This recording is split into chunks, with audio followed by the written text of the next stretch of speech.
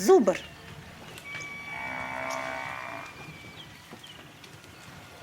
Зубр Авропада карада яшаган эң агыр ве ири сүт эмичи.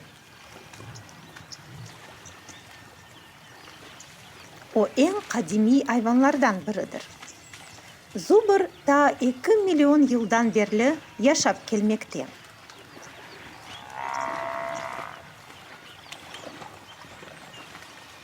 Эмди эң заваллы айванлардан бири. Кечкен асырның 20-жыллары качак авчылар кийик табиатта яшаган бүтүн айванларны жок эттилер.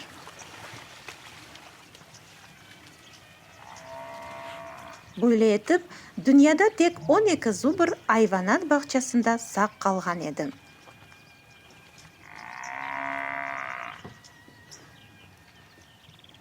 Айваниятчылардын гайрети эле шу 12 данесинден бүгүн тахминен 8500 зубр өстүрүлдү.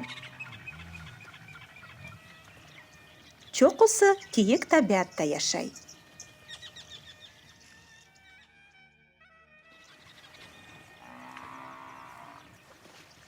Амма ойле дешетле адистелер зарарсыз кечмеген.